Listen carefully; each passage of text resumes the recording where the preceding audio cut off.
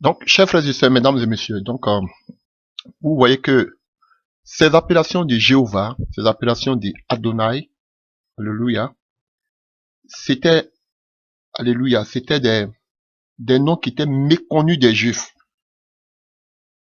Alléluia. Ils n'ont jamais prononcé, ça n'a jamais été prononcé ainsi. Ce sont seulement que des ajouts. Donc, c'est ce que vous devez savoir. Donc, Dieu a donné son nom dans l'Ancien Testament, dans l'Ancienne Alliance du moins. Il a donné son nom, il s'est fait connaître à Moïse, il s'est fait connaître à Abraham comme le Dieu Tout-Puissant. Alléluia. El Shaddai.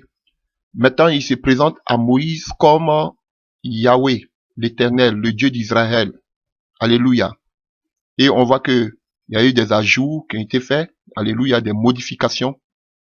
Mais on sait que le Yahweh, quand on l'utilise en temps normal dans le Nouveau Testament, lorsqu'on parle du Seigneur, vous avez vu, tout cela avec les nouveaux écrits, on fait allusion au Seigneur Jésus-Christ de Nazareth. Il y a une concordance entre les écrits de l'Ancienne Alliance avec le nom de Jésus-Christ de Nazareth qu'on parle du Seigneur. C'est le mot là, Kyrios là, qui apparaît ici.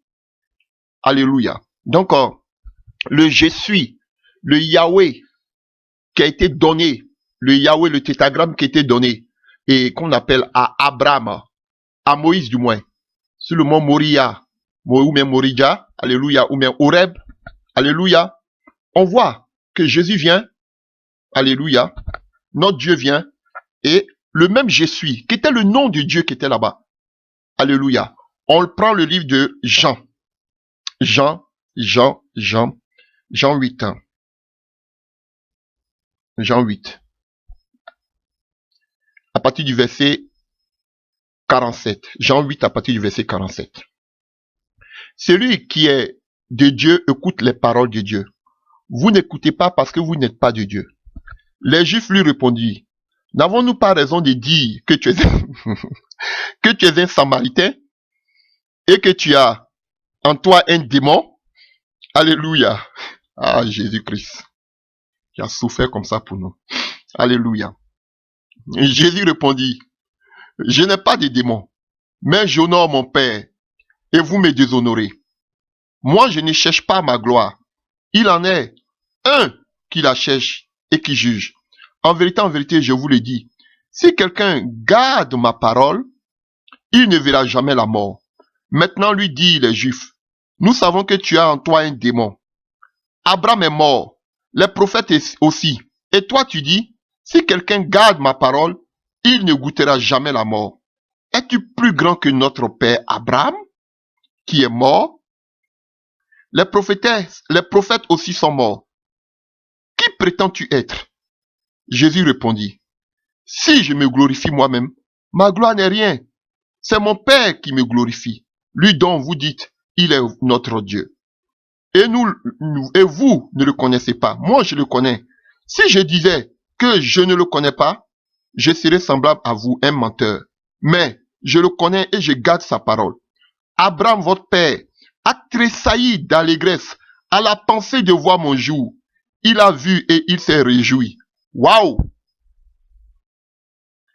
À quel moment, alléluia, Abraham a vu le jour du Seigneur et il s'est réjoui. Parce que le Seigneur dit ici, au verset 56, Abraham, votre père, a tressailli d'allégresse à la pensée de voir mon jour. Il a vu et s'est réjoui. À quel moment Abraham a vu le jour de Jésus-Christ et il s'est réjoui? À quel moment? Frère, oh, alléluia. À quel moment Abraham a vu le jour du Seigneur Jésus-Christ et il s'est réjoui? Alléluia. Pour le savoir, nous partons dans le livre de Genèse. On va voir quel moment Abraham s'est réjoui d'avoir vu le jour du Seigneur. Genèse, plusieurs fois. Alléluia. Lorsque, oh, alléluia. Alléluia. Alléluia. Lisons ça d'abord. Alléluia. Abraham. À partir de Genèse 14. Genèse 14 à partir du verset 17. Après qu'Abraham fut revenu vainqueur de Kedorlaomer, et des rois qui étaient avec lui, le roi de Sodome sortit à la rencontre dans la vallée de Chavé, qui est la vallée du roi. Melchisédek, roi de Salem, fit apporter du pain et du vin. Et il était sacrificateur du Très-Haut. Il bénit Abraham, dit, béni soit Abraham par le Dieu Très-Haut, maître du ciel et de la terre. Béni soit le Dieu Très-Haut qui a livré les adversaires entre tes mains. Abraham lui donna la dîme de tout. Alléluia. Melchisédek, alléluia. Cet homme-là, il avait apporté le pain et le vin. Alléluia. Le pain, le corps et le sang. Alléluia. Oh, allons-y voir ce que, on revient dans notre chapitre de Jean, hein. Allons-y voir maintenant ce que, Paul dit de Melchisédek dans le livre de Hébreux 7. Alléluia.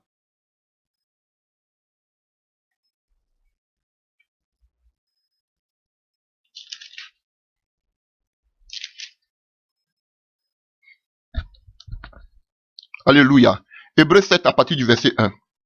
Ce Melchisédek était roi de Salem, sacrificateur du Dieu Très-Haut. Il allait à la rencontre d'Abraham qui revenait de la défaite des rois et il bénit. C'est lui qu'Abraham donna la dîme de tout et en interprétant son nom, il est tout d'abord roi de justice, puis aussi roi de Salem, c'est-à-dire roi de paix.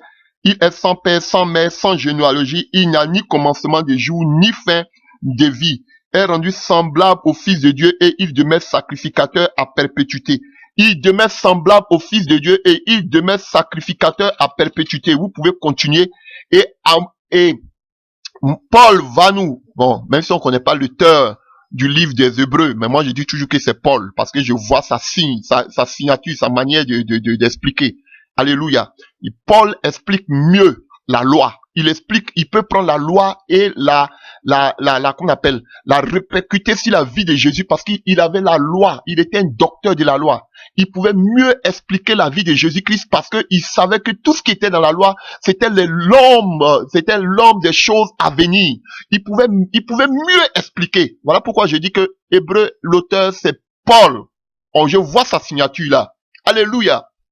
Donc, Paul nous dit ici, même si d'autres ne croient pas que c'est Paul, j'ai dit, Paul nous dit ici que Jésus-Christ était Melchisédek. Alléluia. Vous pouvez le voir aussi dans d'autres passages, hein, même Hébreux 5, vous pouvez voir aussi. Et Apocalypse 1 nous dit, verset 7 ou même verset 8, nous dit que Christ est notre sacrificateur. Il a fait de nous un royaume de sacrificateurs dont lui, il est le souverain sacrificateur. Alléluia. Alléluia. Même si la Bible nous parle d'un grand sacrificateur, le dernier des sacrificateurs. Qui était le dernier des sacrificateurs, frère? Le dernier des sacrificateurs que nous avons, oh frère, peut-être j'aurai le temps de faire l'enseignement dedans, c'était Jean-Baptiste. Tout le monde dit que Jean-Baptiste était prophète. Mais Jean-Baptiste était de la descendance d'Abia. On va voir ça. C'était le dernier sacrificateur. Alléluia. Donc, mais Jésus était le souverain sacrificateur. Alléluia. Oh, alléluia. Vous pouvez voir la généalogie du père de Jean-Baptiste. Alléluia. Pour voir d'où venait Jean-Baptiste. Il avait été nommé au temps de David.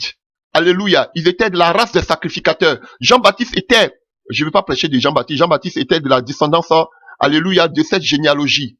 Oh, alléluia. Mais c'est pas mon thème aujourd'hui. Donc, Melchisédek est venu avec le pain, le corps de Jésus et son sang.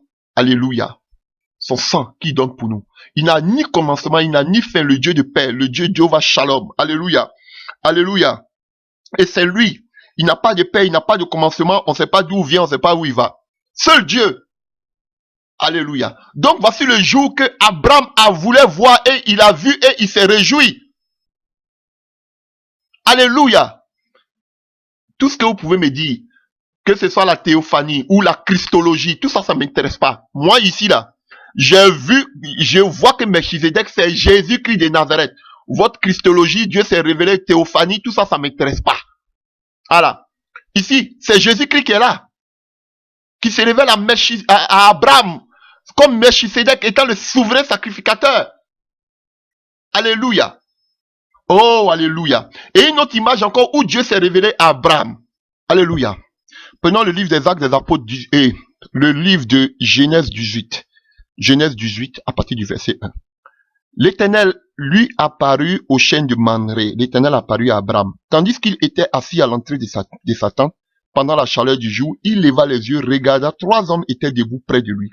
Quand il les vit, il courut à leur rencontre depuis l'entrée de sa tente, se prosternant en terre et dit, Seigneur, si je peux obtenir cette faveur de ta part, ne passe pas, je te prie loin de ton serviteur. Alléluia. Donc, on nous parle de 3 personnes qui sont venues. Alléluia. Et on voit que ces 3 personnes, c'était 2 anges et plus l'Éternel, le Seigneur. Alléluia. Donc, à partir du verset 17. Or, l'Éternel avait dit, cacherai-je à Abraham ce que je dois faire? Abraham deviendra certainement une grande nation et une puissante nation. Et de lui seront bénies toutes les nations de la terre. Car je l'ai choisi afin qu'il ordonne à ses fils et à sa famille auprès de les garder les voies de l'Éternel, en pratiquant la justice, le droit. Ainsi l'Éternel accomplira pour Abraham ce qu'il avait dit à son sujet. L'Éternel dit au verset 20 de Genèse 18. L'Éternel dit, ce qu'on reproche à Sodome et Gomorrhe est si énorme et le péché est si grave que je vais descendre et voir s'ils ont agi tout à fait comme je l'ai entendu. Et cela n'est pas, je le saurai aussi. Donc Dieu avait attendu le péché qui s'est passé à Sodome et Gomorrhe. Il dit, il va descendre de son trône pour venir lui-même voir. C'est pas ange ici, on dit c'est Dieu qui parle. Frère, vous pouvez me parler de théophanie ou de christologie, ça m'intéresse pas.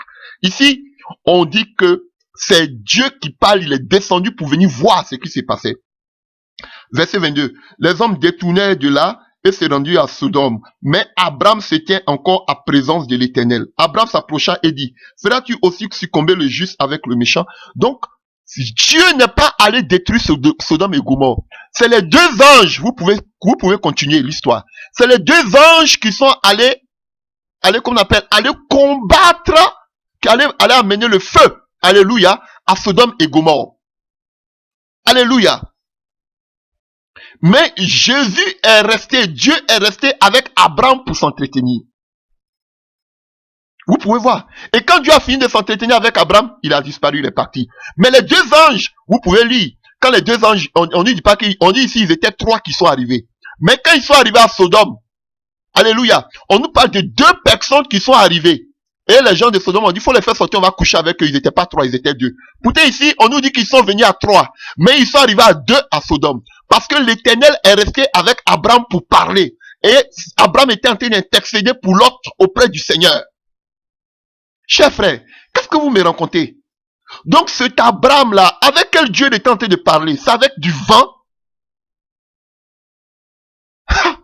Ah, frère, répondez, vous allez me dire que c'est la théophanie. C'est avec du vent qu'il parlait? C'est avec quel Dieu, avec quel Seigneur Abraham parlait pendant que les 2 anges sont allés détruire Sodome et Gomorrhe? Parce que Dieu n'a pas détruit Sodome et Gomorrhe, ce sont ces 2 anges. Alléluia, parce qu'on dit, quand vous voyez, vous pouvez lire, on dit 2 anges arrivaient à Sodome, pas 3. Eux, ils ont dévancé le Seigneur est resté en présence d'Abraham. Donc Abraham s'est réjoui de ces jours, comme dit Jean. C'est ce que le Seigneur était en train de dire, mais il ne pouvait pas comprendre. C'était trop grand pour eux. Mais Dieu, c'est Jésus-là. Et vous voyez ce que Jésus dit dans le livre de Jean. Il s'est réjoui le jour qu'il a vu mon jour. Oh, alléluia. On dit, mais tu n'as même pas encore 50 ans, mais il était déjà avec Abraham. Alléluia. Jésus ne parle pas ici de son père, il parle de lui-même. Oh, alléluia. Jésus parle de lui-même ici. Il dit, Abraham s'est réjoui qu'il a vu mon jour. Parce qu'Abraham a échangé avec Jésus. Parce que Jésus dit, Abraham s'est réjoui de voir mon jour. C'était pas Dieu, c'était Jésus. Frère, Abraham a vu Jésus. Oh, alléluia. Si vous ne croyez pas, continuez à lire. Vous allez voir. Ils sont arrivés à 2 choses. Dieu est resté avec Abraham. Quand il a fini, il est parti. Et dans le livre de Jean, Jésus nous dit que c'est lui qui était là parce qu'Abraham s'est réjoui de voir son jour. Jusqu'à même il lui a payé la dîme. C'était Dieu. Jésus est Dieu, frère. Trop d'exemples. Oh, alléluia. Continuons notre passage. Alléluia. Alléluia. Alléluia. Toujours on revient dans le livre de Jean 8. Jean 8 à partir du verset 56. Abraham, votre père, a tressailli d'allégresse à la pensée de voir mon jour. Il l'a vu et s'est réjoui. Donc Abraham a vu le jour. C'est pas vision. Abraham a vu le jour. Alléluia. Il a vu le jour. Il a vu Dieu. Alléluia. Les Juifs lui disent, à partir du verset 57 de Jean 8, tu n'as même pas encore 50 ans Et toi, tu dis que toi, tu as vu Abraham. Jésus lui dit, oh, en vérité, je vous le dis, avant qu'Abraham ne fuit, moi je suis. Alléluia.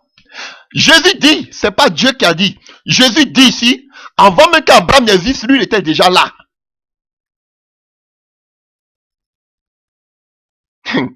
Alléluia. Là-dessus, on dit lui là, il est malade, il a besoin d'aller dans un asile psychiatrique. Alléluia. Là-dessus, il prit des pierres pour lui jeter, mais Jésus se cacha et sortit du temple. Frère, ces gens, ça, ils ont eu des problèmes avec Jésus, hein. C'était pas facile pour eux de croire en cela. Donc, frère, vous comprenez le mystère. Alléluia. Et le je suis, voici ça ici. Je suis Yahweh. Le Yahweh là, voici ça. Alléluia. Le je suis, voici ça. Voilà pourquoi ils étaient scandalisés. Même à la croix, quand tu es je suis. Pilate a mis le roi des Juifs. On dit non, faut enlever, c'est un sacrilège. Il dit ce que j'ai écrit. Il est venu tout accomplir les paroles qui ont été dites sur lui. Et tout à l'heure, on va les citer. Toutes les paroles. Il n'est pas venu pour abolir, mais il est venu accomplir toutes les prophéties qui ont été dites sur lui. Il devait naître d'une vierge, c'était déjà annoncé. Rejetant de David, c'était déjà annoncé. On devait le percer, c'était déjà annoncé depuis l'Ancien Testament. Alléluia. On va tirer son vêtement au sort, c'était déjà annoncé. Alléluia.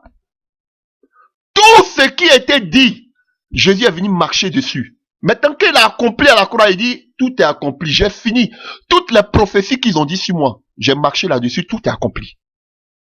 Voilà pourquoi il dit, il n'est pas venu pour abolir, votre loi demeure. Mais moi, ce qu'ils ont dit sur moi là, comme je ne suis pas un homme pour mentir, je suis Dieu, tout ce qui sort de ma bouche, je l'accomplis. Voilà pourquoi tout ce qui a été dit sur moi, je suis venu marcher là-dessus. Mais quand il a tout fini à la croix, quand à la croix, c'est pas dit que je suis venu mourir, c'est fini, non. Tout ce qu'il a dit, même le qu'on appelle le vinaigre qu'on lui a donné à la place de l'eau, c'est écrit dans l'Ancien Testament. Tout était déjà écrit. Donc maintenant, il est venu marcher sur tout ce qu'ils ont dit, pour que tout s'accomplisse. Quand tout est fini, il me dit maintenant, tout est accompli. J'ai fini de marcher sur toutes les paroles parce que je suis Dieu. Ce que je dis, je le fais. Alléluia. Et on va voir ces prophéties tout à l'heure. On va voir ces prophéties tout à l'heure. Oh, alléluia. C'est par là que je voulais terminer. Mais on va. Alléluia. Donc, il dit, je suis. Je suis. Le Yahweh. Le tétragramme encore apparaît ici. Voilà pourquoi vous allez voir partout. Alléluia. Alléluia. Voilà pourquoi vous allez prendre Jean 14, verset 6. Il va dire, moi, Jésus, je suis le chemin, la vérité, la vie. Il n'a pas dit un des chemins. Frère, il n'y a aucun autre chemin qui peut t'amener au ciel. Seulement que le chemin de Jésus. Seulement. Il n'a même pas dit un. Frère, donc il dit, je suis. Le tétragramme ici. Je suis. Jean 15. À partir du verset 1, moi je suis le vrai sceptre et mon berger, et qu'on appelle, on a vu Jean 10, à partir du verset 11, je suis le bon berger, alléluia, et il continue, à Jean 14, à partir du verset 10, alléluia, il dit, je suis dans le Père, et le Père est en moi, le je suis encore, et en Jean 6, alléluia, à partir du verset 45, il va dire, moi je suis le pain de vie, alléluia, et quand cette femme-là, alléluia. Et c'est ce pain-là que, alléluia, il dit ici, moi je suis le pain de vie, vos pères ont mangé la manne dans le désert et ils sont morts. C'est le pain qui descend du ciel afin que celui qui en mange ne meure pas. Moi je suis le pain vivant descendu du ciel. Il est devant la femme samaritaine qui a dit, on attend le Messie, je crois qu'un Messie vient. Il dit, je le suis. En Jean 4. Il dit, je suis le Messie là que vous attendiez, c'est moi. Si tu bois de mon eau, tu vas plus jamais avoir soif. Le Messie que vous attendiez, c'est moi. Alléluia. Il est le tétragramme, alléluia. Il est le Jésus qui s'est présenté à Moïse. Alléluia. Il n'y a pas un autre. C'est le même Jésus qui s'est présenté aussi à Abraham. Chers frères et sœurs, on a beaucoup. Je voudrais encore, alléluia, je voudrais qu'on parle d'une autre chose. Voyons, il s'est révélé à beaucoup de personnes. Il s'est révélé à Moïse, il s'est révélé à Isaïe, il s'est révélé à Ézéchiel, il s'est révélé à Ésaïe. Je voudrais qu'on voie comment il s'est révélé. Vous allez voir une similitude dans ces révélations. Alléluia. Et Voyez encore quelque chose ici. Alléluia. Oh, c'est puissant. Quand j'ai lu ça, j'ai dit, waouh, merci Seigneur. Apocalypse 1, à partir du verset 8. La Bible dit qu'il s'est présenté à Abraham comme étant le Tout-Puissant. El Shaddai. Il s'est présenté à Moïse comme étant qui? Comme étant le tétragramme, le Yahweh. Voyons maintenant dans le livre de la Révélation, Apocalypse 1, à partir du verset 8. Alléluia. Oh, alléluia. À partir du verset 7. Alléluia. Voici qu'il vient avec les nuées. Qui vient avec les nuées? Si c'est pas Jésus-Christ de Nazareth. À partir du verset 7. Apocalypse 1, à partir du verset 7. Vous pouvez tout lire. Alléluia. Voici qu'il vient avec les nuées. Le Seigneur. Tout homme le verra. Même ceux qui l'ont percé. Ah, alléluia. On a percé qui? On a percé Jésus-Christ de Nazareth. C'est pas Dieu qu'on a percé, c'est Jésus-Christ qu'on a percé. C'est lui qui va venir sur des nuées. C'est lui qu'on a percé. Et toutes les tribus de la terre se lamenteront à son sujet. Oui. Amen. Je suis l'alpha et l'oméga. Celui qu'ils ont percé là, il dit, il est l'alpha et l'oméga. On va le voir plus tard, encore. Parce que ça, on le voit dans le livre d'Ésaïe. Dieu dit qu'il est l'alpha et l'oméga dans le livre d'Ésaïe. Jésus dit qu'il est l'alpha aussi et l'oméga ici. Alléluia. Dit le Seigneur Dieu, celui qui est maintenant, qui était et qui vient, le Tout-Puissant. Vous voyez? Je suis. Celui qui était, il dit ici, je suis. L'alpha ou l'oméga, le je suis, le tétragramme qu'il a révélé à Abraham, à Moïse du moins, il est. Et encore, le Tout-Puissant qu'il a révélé, le nom du Tout-Puissant qu'il a révélé à Abraham, il est encore ici. Alléluia. Ça englobe tout. Alléluia, c'est puissant. Le El Shaddai ici, le Yahweh ici, le tétragramme, le je suis et le Tout-Puissant. Alléluia. Le même nom qui s'est révélé à Abraham, c'est le même nom qui s'est révélé ici à Moïse. Alléluia. Oh, que le nom de Dieu soit béni. Exode 24. Alléluia. Nous continuons, hein. Pour voir, je vous ai expliqué tout à l'heure. Voici comment Dieu est apparu à beaucoup de personnes. Et vous allez voir que c'est la même similitude, c'est la même apparition, c'est les mêmes effets. Alléluia. Exode 24, à partir du verset 9. Moïse monta avec Aaron, Nadab, Abihu et les 70 anciens d'Israël. Au verset 10, il vit le Dieu d'Israël sous ses pieds. C'était comme un ouvrage de saphir étincelant, comme le ciel lui-même dans sa pureté. Est-ce que vous voyez? C'était comme un ouvrage de saphir étincelant. Donc, ils ont vu le Dieu d'Israël, le tétragramme, sous ses pieds, c'était comme un ouvrage de saphir étincelant, comme le ciel lui-même dans sa pureté. Il n'étendit pas la main sur les lits des Israélites. Ils eurent une vision de Dieu, mais ils mangeaient et buvaient. L'Éternel dit à Moïse, monte vers moi sur la montagne et reste là, je te donnerai les tables de pierre. Alléluia. Donc vous voyez, à Moïse, lui-même le peuple d'Israël ont vu Dieu dans toute sa gloire. Et ce n'est pas les seuls qui ont vu Dieu dans toute sa gloire. Nous allons voir aussi d'autres personnes. Alors voyons encore un autre, Ésaïe. Alléluia. Nous sommes dans la parole aujourd'hui. Ésaïe 6. Alléluia. Ésaïe 6 à partir du verset 1. L'année de la mort du roi Osias, j'ai vu le Seigneur assis sur un trône très élevé. Il n'a pas vu 2 seigneurs ou 3 seigneurs. Il dit, il a vu un seul Seigneur. Donc, c'est de savoir, il y a combien de trônes, alléluia, dans le ciel. Puisque dans le livre de Job, alléluia, avant qu'on continue dans le livre de Job, on voit que les fils de Dieu, les anges sont venus se présenter devant Dieu. Et Dieu était sur son trône. Et il parlait avec il a parlé avec Satan. Dites-moi, ce Dieu qui était là, c'était qui? Vous allez me dire que c'est Dieu. Où était Jésus? Ou bien Jésus était allé faire les shopping, ou bien il était allé jouer aux billes. Alléluia. Dieu est Jésus, frère. Je vous dis la vérité. C'est avec quel Dieu qu'on appelle Satan parlait au sujet de Job. Il y avait combien de trônes? Où était Jésus là? Ou bien il était encore bébé? Pourquoi vous voulez forcément rester trinitaire, frère? Alléluia. Et on sait que le trône de Dieu, comme je vous ai donné quelques passages, si vous voulez encore, je peux vous donner d'autres, est formé d'anges. Nous allons le voir encore ici. Vous pouvez voir Apocalypse 7, verset 17. Apocalypse 7, verset 17. Apocalypse 5, verset 6. Psaume 99, verset 1. Psaume 99, verset 1. Le trône de Dieu est formé que d'anges. Alléluia. Alors, lisons notre passage. Ésaïe 6. L'année de la mort du roi d'Ozias, j'ai vu le Seigneur assis sur un trône très élevé, et les pans de sa robe remplissaient le temple. Des séraphins s'éteignaient au-dessus de lui. Vous avez vu, les séraphins s'éteignaient au-dessus de lui. On aura le temps de faire ces enseignements-là. Ils avaient chacun 6 ailes, 2 dont ils se couvraient la face, pour couvrir les faces, 2 dont ils se couvraient les pieds, et 2 dont ils se servaient pour voler. Ils criaient l'un à l'autre, disaient, Saint, Saint, Saint, est l'Éternel des armées. Toute la terre est pleine de sa gloire. Les soulèvements, les seuils frémissaient à la voix de celui qui criait, et la maison se remplit de fumée. Alors j'ai dit, malheur à moi, je suis perdu, car je suis un homme dont les lèvres sont impures. J'habite au milieu d'un peuple dont les lèvres sont impures, et mes yeux ont vu le roi. Alléluia, l'Éternel des armées. Mais l'un des séraphins volait vers moi, tenant à la main une braise qu'il avait prise sur l'autel avec les pincettes.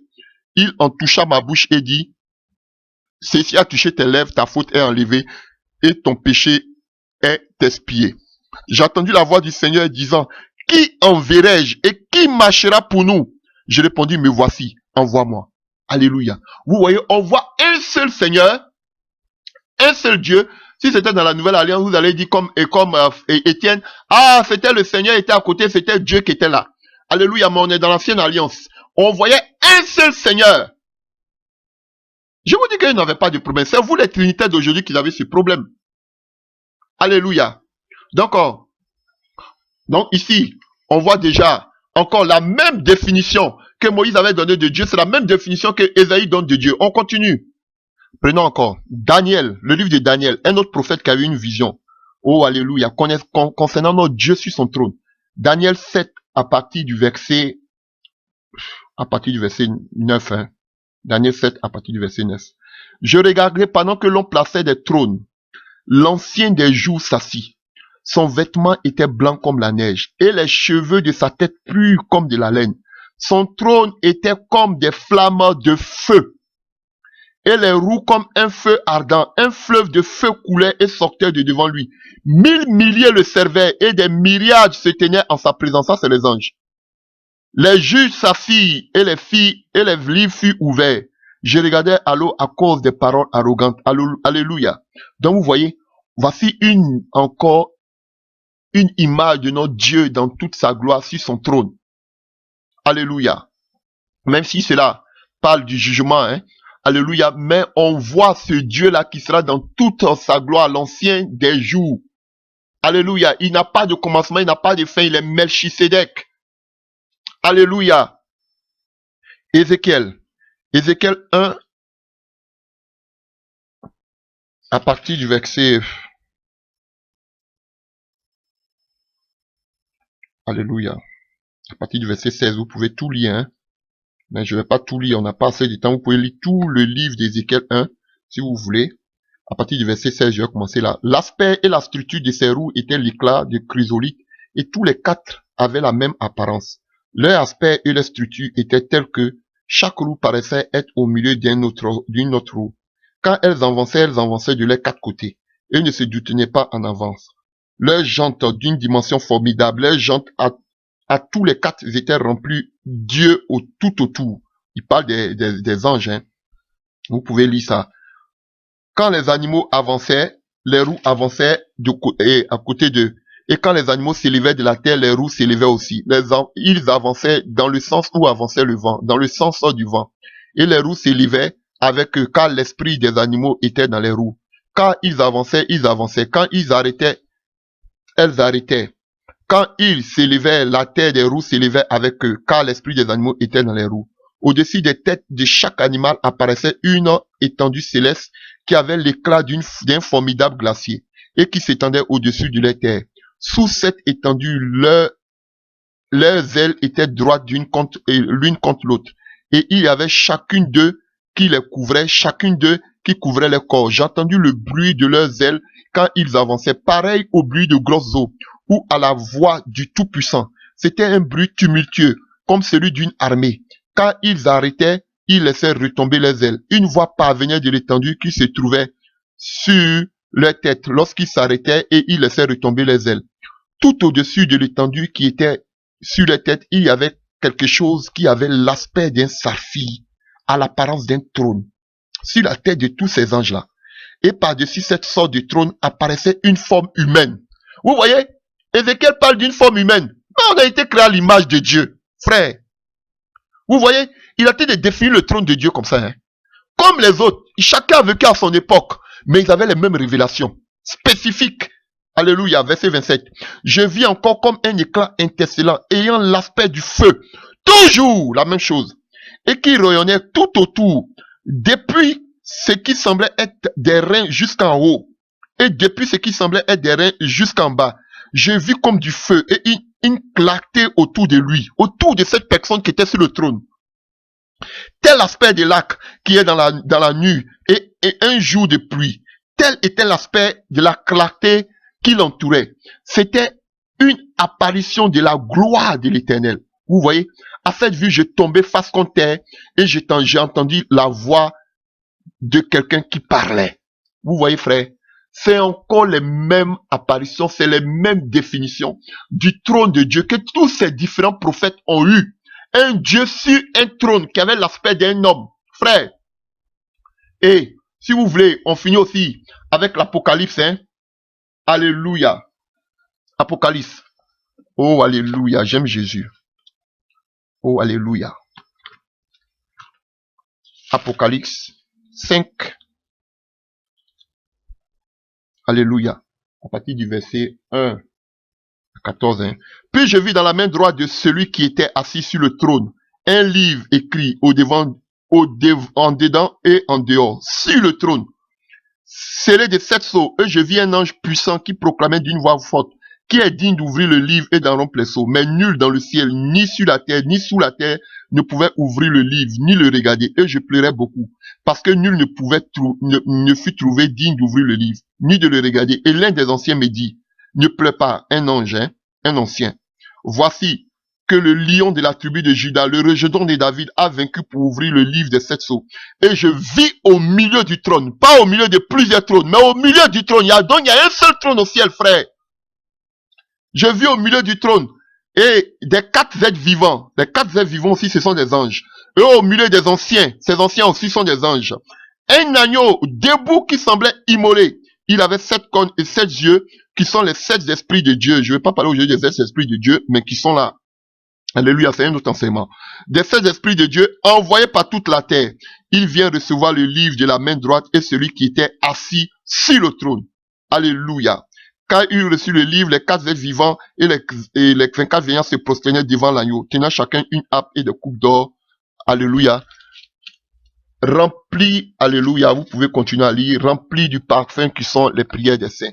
Alléluia. Donc vous voyez, c'est toujours les mêmes choses qui sortent. Alléluia. Comment on représente Dieu dans sa gloire. Un seul trône dans le ciel qui avait l'apparence d'un homme. Vous voyez, ce sont des gens qui ont vu Dieu dans toute sa gloire. Ce Dieu-là aujourd'hui. Alléluia. C'est Dieu Jésus-Christ Yahweh. Je vous dis la vérité. On dit que Dieu est esprit, mais eux, ils voient quelqu'un qui a la forme d'un homme. Alléluia. Si Dieu est esprit, avec qui Abraham a parlé, avec qui Job, qu'on appelle Job, et qu'on appelle, comment il s'appelle là? Et Satan a parlé concernant Job. Avec qui, frère? Alors, continuons, chers frères. Dans le livre de Exode 33, vous voyez, on dit l'apparition de Dieu à Moïse. Exode 33, vous pouvez lire à partir du verset 12. Moïse dit à l'Éternel, vois, tu me dis, fais monter ce peuple et tu ne m'as pas fait connaître qui tu enverras avec moi. Cependant, tu as dit, je te connais par ton nom et même tu as obtenu ma faveur. Maintenant, si j'ai obtenu ta faveur, fais-moi connaître tes voies afin que je connaisse et j'obtiens ainsi ta faveur. Mais cette nation est ton peuple. L'Éternel répondit, je marcherai moi-même avec toi et je te donnerai du repos. Moïse lui dit, si tu marches pas toi-même avec nous et nous fais pas monter d'ici, à quoi donc reconnaîtra-t-on que j'ai obtenu ta faveur, moi et le peuple?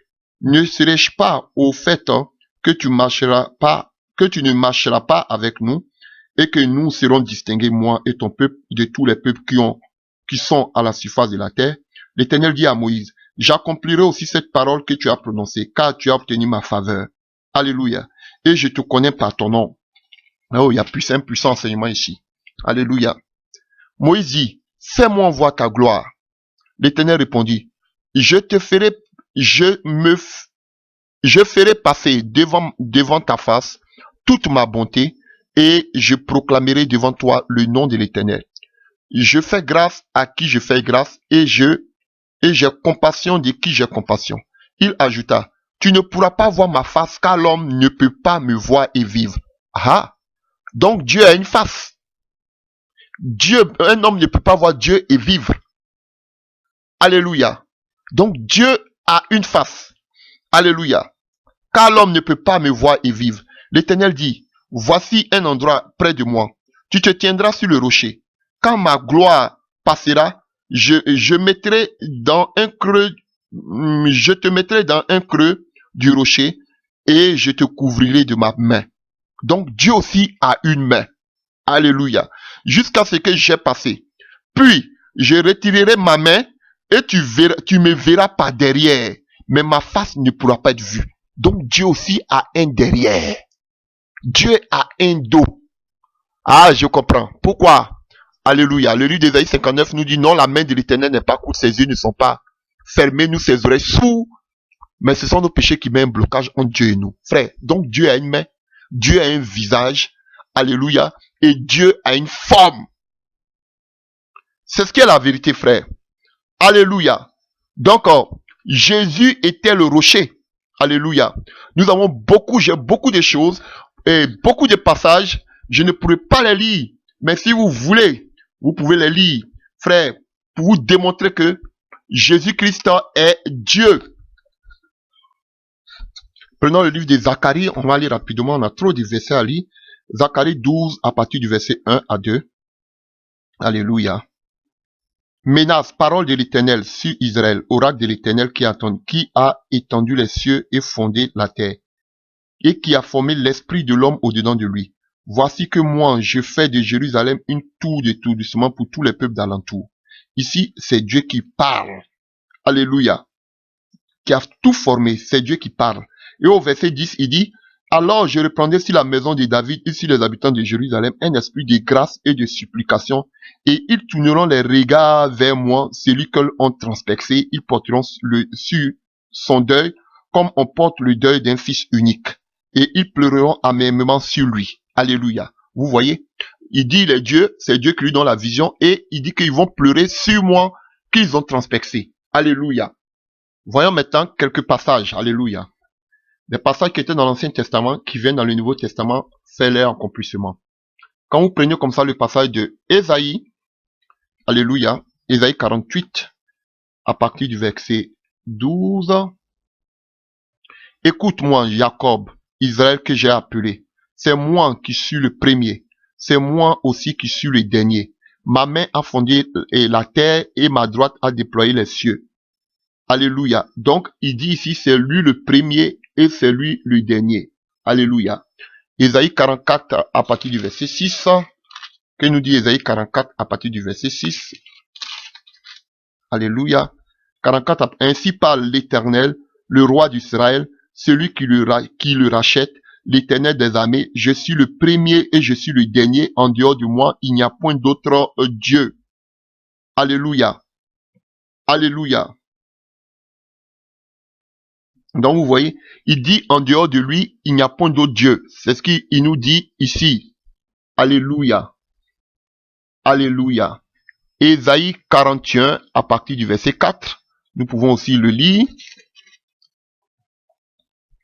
Qui a fait et exécuté ces choses? C'est celui qui invoque les générations dès le commencement. Moi, l'Éternel, je suis le premier et qui serai encore avec les derniers. Alléluia. Donc, Déjà, on voit dans le livre d'Ésaïe que Dieu dit, il est le premier et il est le dernier. Alléluia. Et voyons maintenant dans le livre de l'Apocalypse, vous savez déjà, hein? Donc, Dieu a dit qu'il est le premier et il est le dernier. On voit aussi dans le livre de l'Apocalypse. Alléluia. À moins que quelqu'un a usurpé, alléluia, ces titres-là. Apocalypse 1, à partir du verset 8.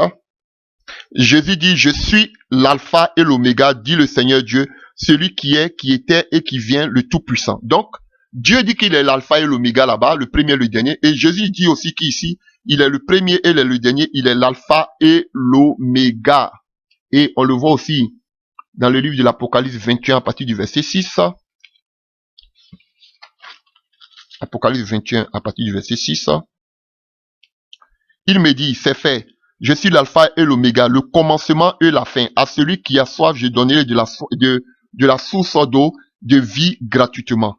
Alléluia. Vous voyez, Jésus parle ici encore pour dire qu'il est qu'on appelle le premier et la fin. Alléluia. Il est l'alpha et l'oméga. Frère, il y a tellement de passages. Apocalypse 22 à partir du verset 13. Apocalypse 22 à partir du verset 13. On a vu que Dieu a déjà parlé à Isaïe là-bas, qu'il est il est l'alpha et l'oméga. Ici, Apocalypse 22 verset 13, Jésus dit, je suis l'alpha et l'oméga, le premier, le dernier, le commencement et la fin. Alléluia. Jésus dit ici encore qu'il est l'alpha et l'oméga. Alors, donc on continue, hein. Alléluia. Donc, et dans le livre de la Genèse 1, la Bible nous dit, Genèse 1, verset 1, au commencement, Dieu créa les cieux et la terre. Alléluia. La terre était informe et vide. Il y avait des ténèbres à la surface de l'abîme, mais l'Esprit de Dieu planait au-dessus des eaux. Mais Dieu dit que la lumière soit, et la lumière fut. Alléluia.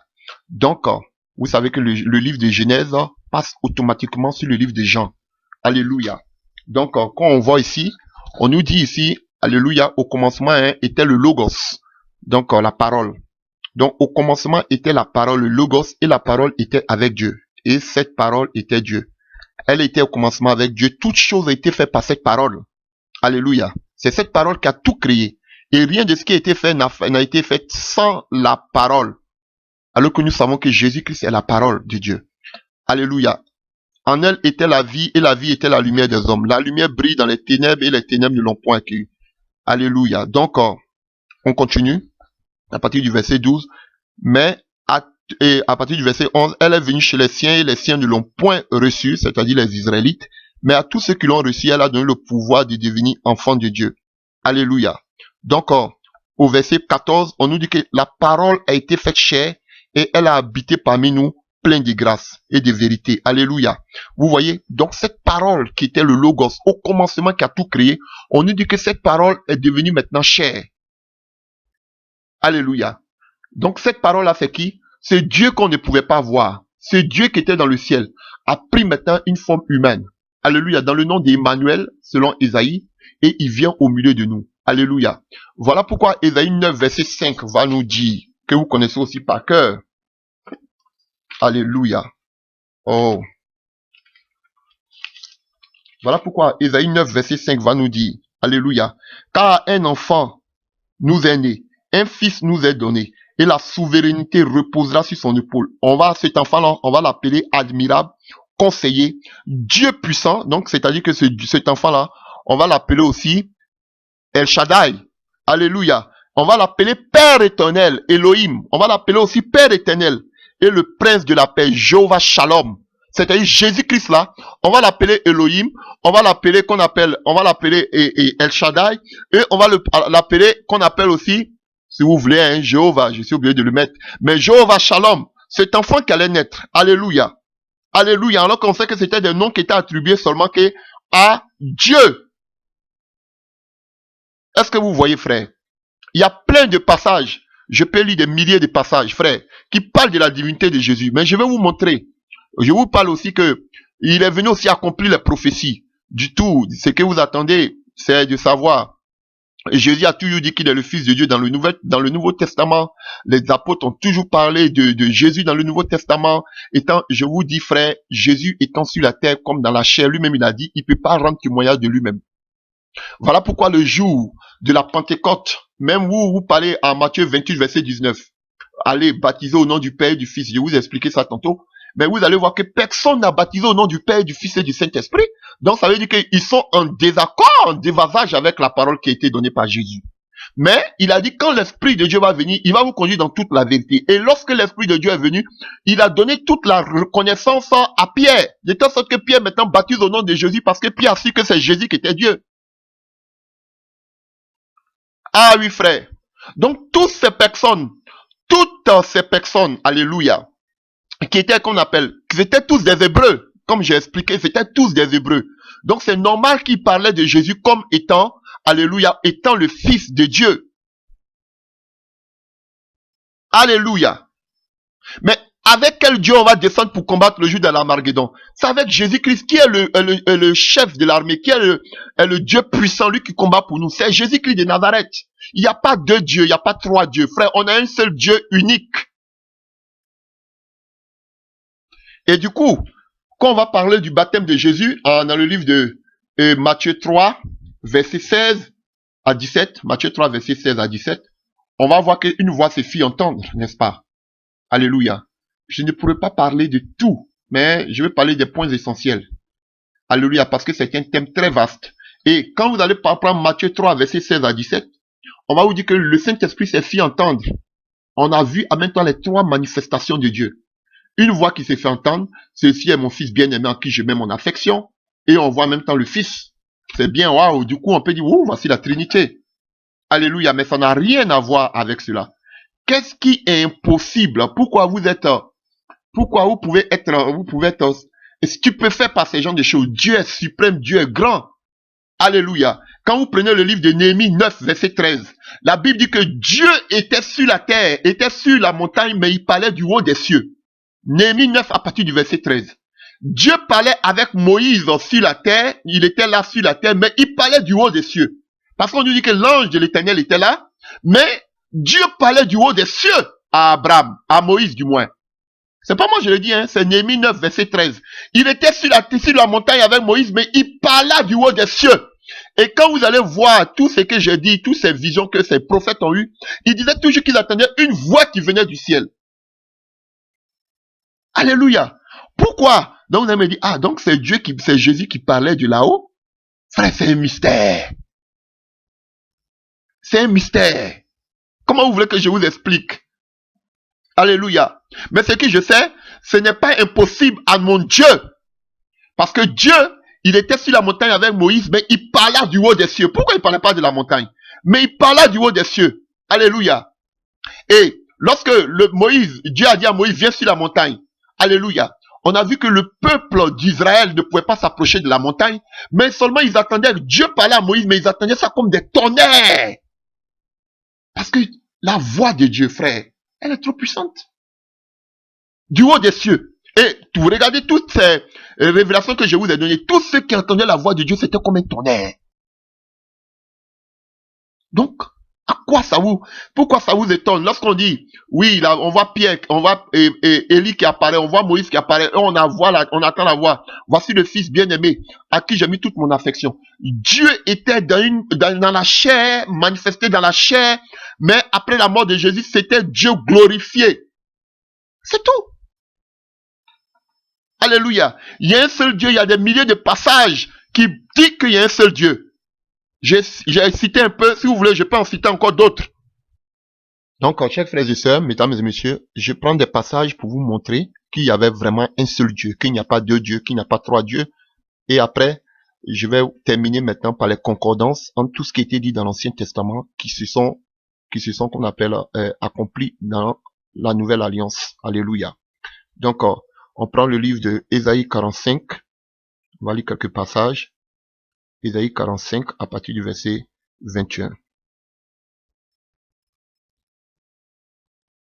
Annoncez et présentez vos arguments, qu'ils prennent conseil les uns des autres. Qui a fait entendre cela depuis des origines et depuis lors les a annoncés? N'est-ce pas moi, l'Éternel, en dehors de moi, il n'y a point de Dieu. Un Dieu juste qui sauve, à part moi, il n'y a aucun. Tournez-vous vers moi et vous serez sauvés, vous tous les vous, tous les confins de la terre, car je suis Dieu et il n'y a point d'autre. Je le jure par moi-même, de ma bouche sort ce qui est juste, une parole qui ne sera pas rétroquée. Tout genou fléchira devant moi et toute langue prêtera serment par moi. Alléluia. Vous voyez, tout genou va fléchir devant lui. Et où on voit cela? Dans le livre de Philippiens. Dieu l'a souverainement élevé et Dieu l'a donné le nom qui est au-dessus de tout nom, afin qu'au nom de Jésus, tout genou fléchisse. Vous voyez, cela s'accomplit dans le livre de Philippiens. Tout genou fléchit au devant de Dieu. Alléluia. Vous voyez? Et il nous dit ici que il n'y a point d'autre Dieu à part lui, car c'est lui qui a dit et c'est lui qui est le Dieu juste qui sauve. Yeshua. Le nom de Jésus en grec c'est Yeshua. Le Dieu qui sauve, le Dieu qui délivre, le Dieu qui guérit. Vous voyez? C'est le seul Dieu, il n'y a pas un autre Dieu. Donc ça c'est Dieu là qui est venu pour nous sauver et pour nous guérir, pour nous délivrer. Et nous prenons Ésaïe 45 verset 5. Ésaïe 45 verset 5. Je suis l'Éternel. À partir du verset même 4. À cause de mon serviteur Jacob et d'Israël mon élu, je t'ai appelé par ton nom. Je t'ai fait parer d'un titre sans que tu me connaisses. Je suis l'Éternel, il n'y a point d'autre à part moi. Il n'y a point de Dieu. Je t'ai pourvu d'une ceinture sans que tu me connaisses. C'est afin que l'on reconnaisse du soleil levant au couchant qu'en dehors de moi, il n'y a que du néant. Je suis l'Éternel, il n'y a point d'autre. Je forme la lumière, j'écris les ténèbres, je réalise la paix, j'écris le malheur. Moi, l'Éternel, je fais toutes ces choses. Que les cieux distillent en haut et que les nuées laissent couler la justice, que la terre s'ouvre pour que tout ensemble le salut y fructifie et que la justice j'aime. Moi, l'Éternel, je suis le Créateur. Alléluia. Continuons. Ésaïe 44 à partir du verset 8. Ésaïe 44 à partir du verset 8. N'ayez pas peur et ne tremblez pas. Ne te laisse pas dit depuis toujours, fais entendre et annoncer, vous êtes mes témoins, y a-t-il un autre Dieu en dehors de moi? Il n'y a point d'autre rocher et je n'en connais pas. Donc en dehors de Dieu, il n'y a aucun autre rocher, frère. Alléluia. Et on continue. Ésaïe 43, à partir du verset 11,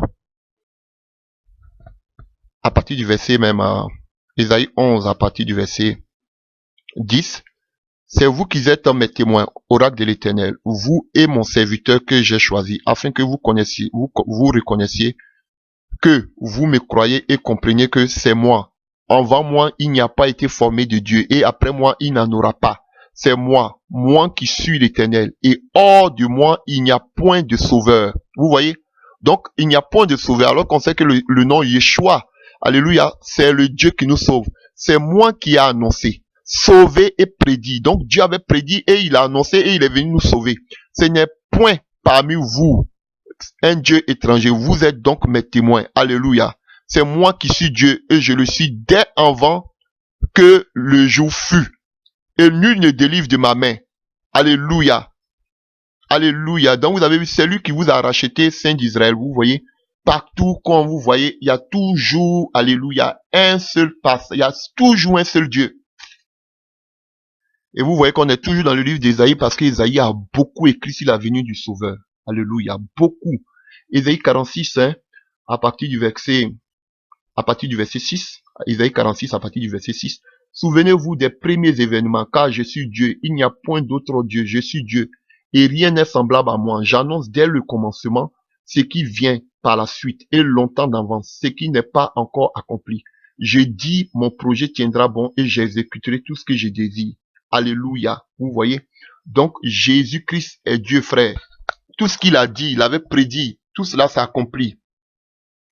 Avant qu'on finisse par toutes les prophéties qui ont été données, alléluia, je vais vous faire un peu quelques concordances. Quand on parle du rocher dont tout à l'heure j'ai lu, en Ésaïe 44, verset 8, alléluia, Ésaïe 44, verset 8, qui nous dit qu'il n'y a point d'autre rocher à part le Seigneur Jésus-Christ, à part le Seigneur, Dieu nous dit dans le livre d'Ésaïe qu'il est le seul rocher.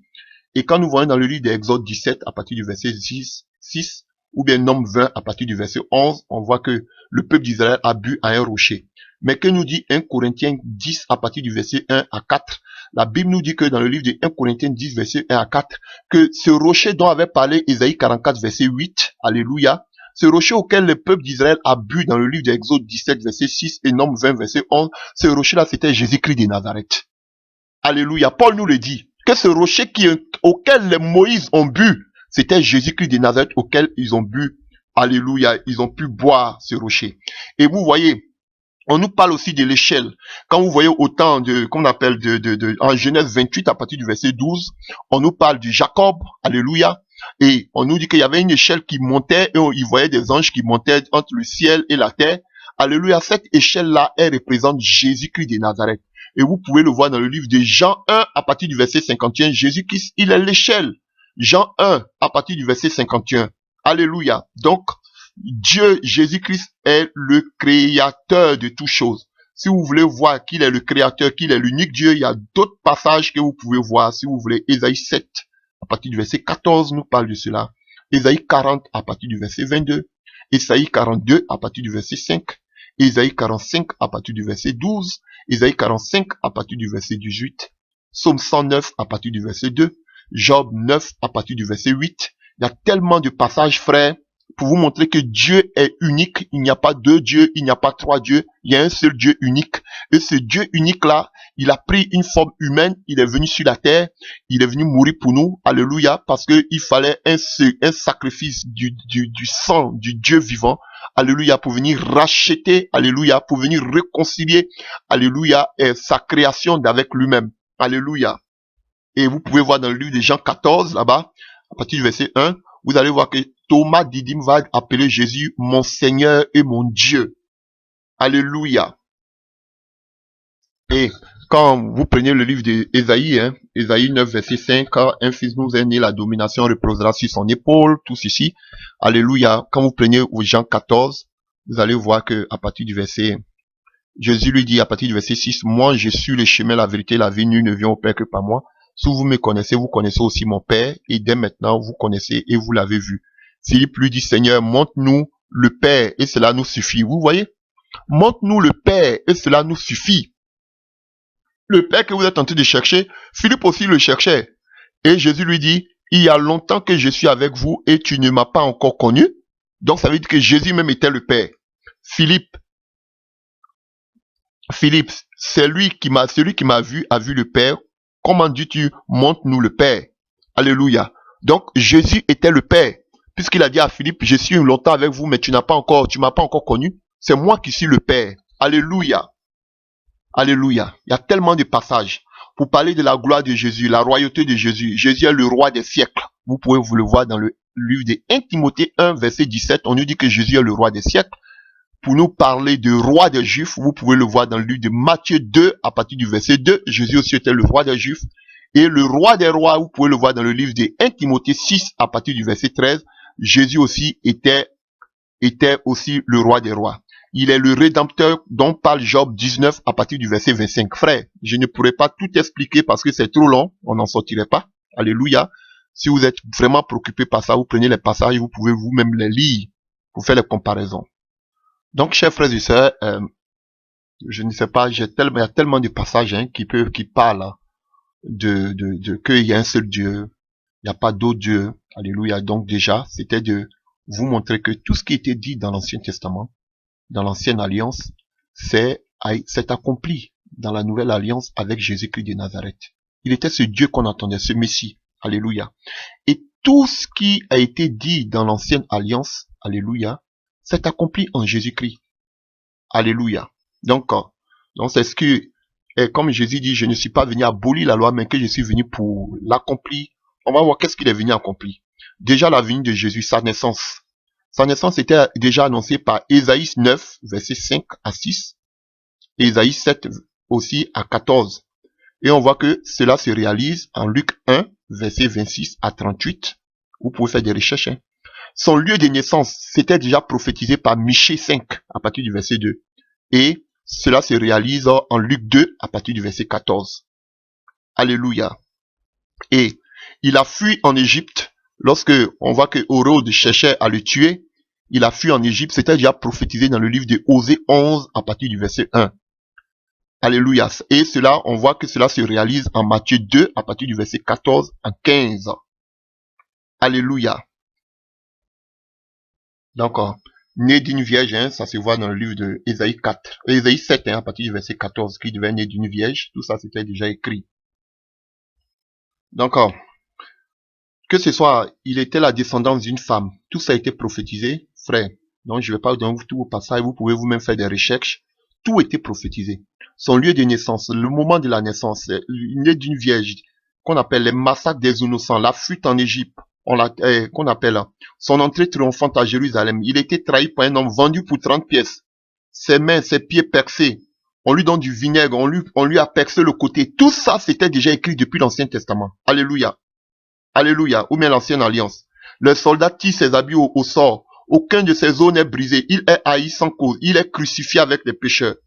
On le frappe et on crache sur lui sa résurrection, son ascension. Tout cela, frère, avait été déjà prophétisé.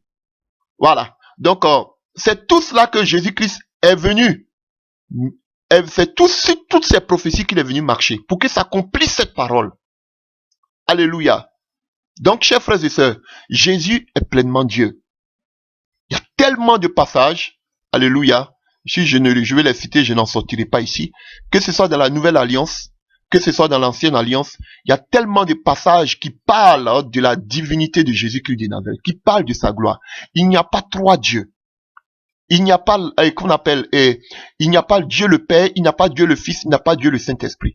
Il y a un seul Dieu. Je vous ai prouvé par quelques passages que il y a un seul Dieu.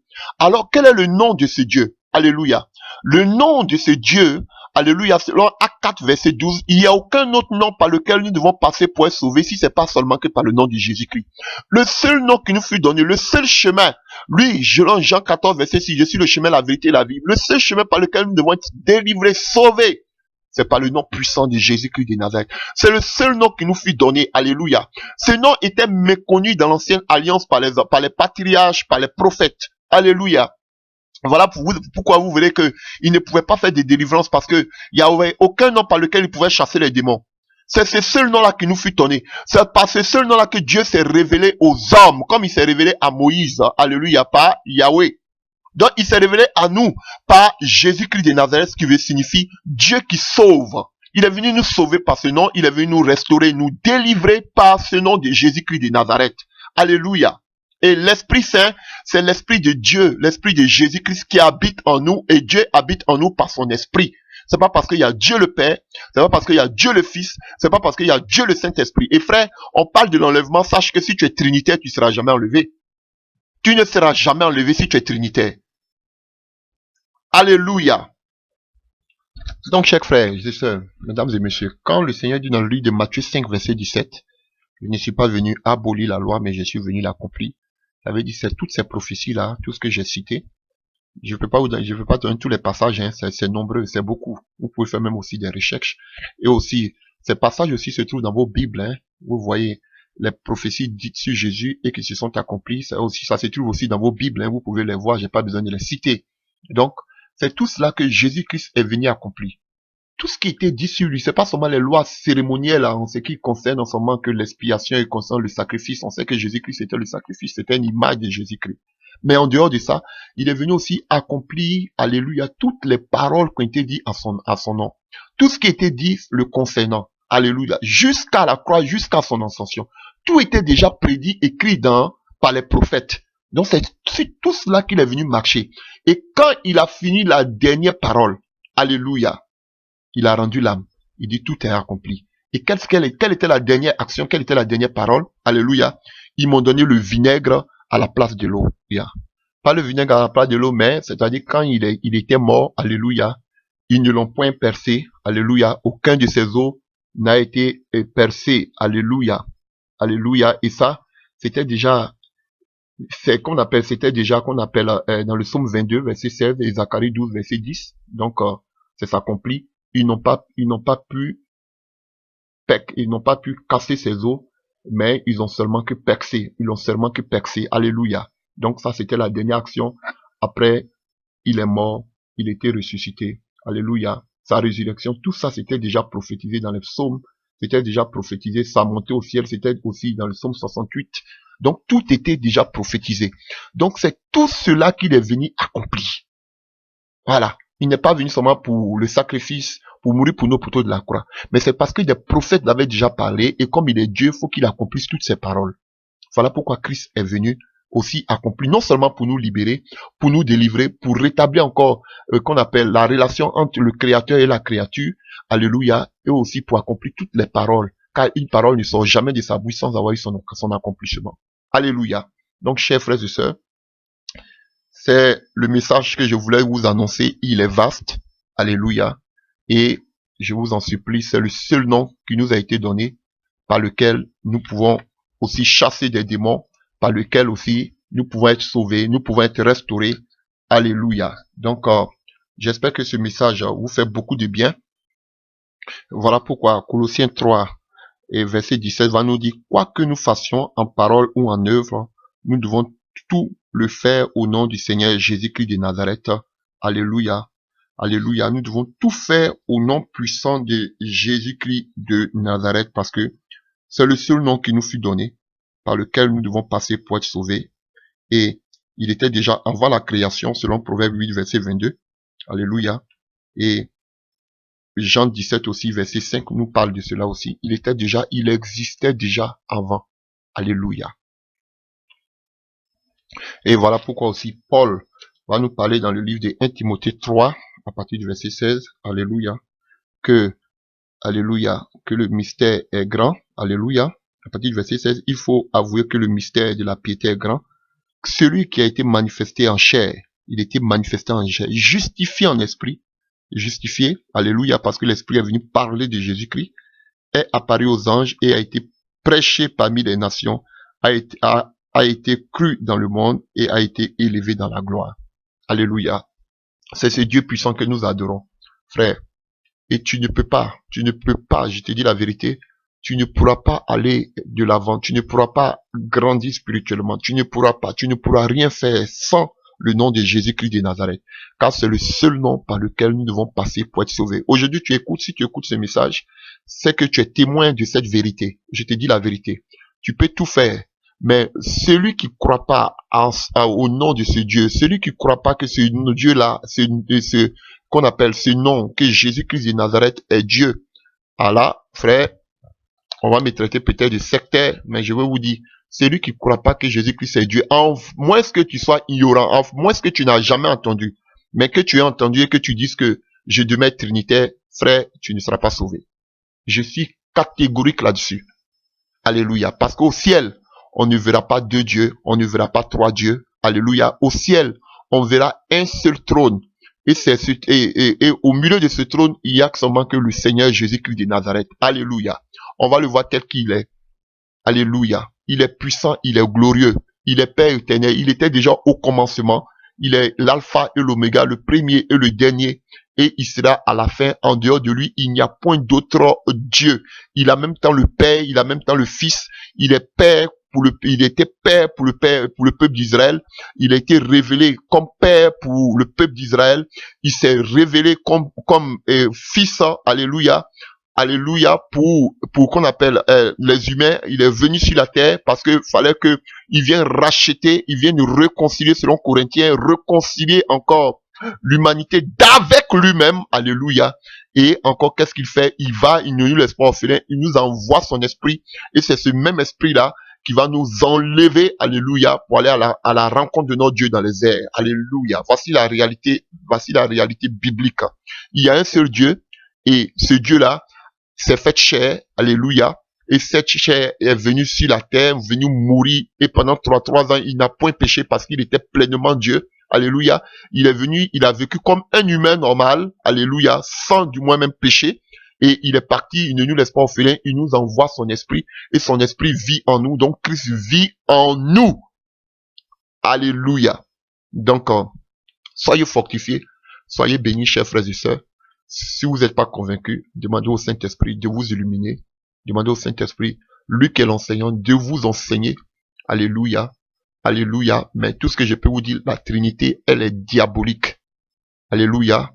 Que ce soit la triade des divinités, que ce soit la triunité. Il y avait des trinités déjà, les triades déjà qui existaient. Donc la Trinité, elle est diabolique. Plein de passages ont été ajoutés, plein de passages ont été retranchés pour vous faire avaler de cette pilule. Alléluia. Jésus-Christ est pleinement Dieu et Israël n'a jamais eu de problème en ce qui concerne, alléluia, la divinité de Dieu, même si le mot Elohim, alléluia, le nom Elohim est un pluriel de Dieu. Alléluia. En ce qui, pour terminer, en ce qui concerne les passages, alléluia, conflictuels. Oui, alléluia. Le jour du baptême de Jésus où on a entendu la voix se manifester, parler, qui parlait, alléluia, sur le temps avant que Jésus passe par les difficultés, par la souffrance. On a vu aussi la voix être entendue. Alléluia, frère. Dieu demeure un mystère. Alléluia. Ce n'est pas, alléluia, ce n'est pas qu'il y a un Dieu avec un Fils, avec le Saint-Esprit. Alléluia, ce n'est pas possible. Alléluia. Comme je vous ai dit dans le livre de Néhémie 9, à partir du verset 13, Dieu était dans le ciel et du ciel, il parla à Moïse. Alléluia. Donc Dieu peut être en même temps dans les cieux et parlant en même temps sur la terre. C'était les trois manifestations dans sa gloire qu'il manifestait, qu'il démontrait. Alléluia. C'est tout. Alléluia. Et le Saint-Esprit est arrivé, alléluia, comme, oh, alléluia, merci Seigneur. Le Saint-Esprit est arrivé comme une colombe. Et il y a une parole qui me vient pendant que je suis en train de parler. Alléluia. Quand vous prenez le livre de Genèse 1, on nous dit que, alléluia, on nous dit que, alléluia, la parole s'est prononcée et en même temps l'Esprit quand même s'est mouvé. Alléluia. Donc, vous voyez qu'il y avait le Père en même temps qui a parlé. À moins qu'on ne voit pas là-bas le Fils en Genèse 1. On ne voit pas le Fils en Genèse 1. Donc, où était le Fils en Genèse 1 alors qu'on sait que Jésus était déjà là avant la création? Donc, où était Jésus, la parole, le Logos, où il était? Alléluia, cette parole qui s'est faite chair. Où était Jésus-Christ lorsque, en Genèse 1, Dieu a dit que la lumière soit? Alléluia. Mais l'Esprit de Dieu déjà était déjà là. Alléluia. Alors que Jésus, lorsqu'il est venu, il ne pouvait plus, le Saint-Esprit ne pouvait pas venir. Il fallait que Jésus-Christ parte pour que le Saint-Esprit vienne. Mais à la création, il y avait en même temps la parole et en même temps le Saint-Esprit qui se mouvait. Le Saint-Esprit seulement avait besoin de la parole pour entrer en application. Frère, je te dis la vérité.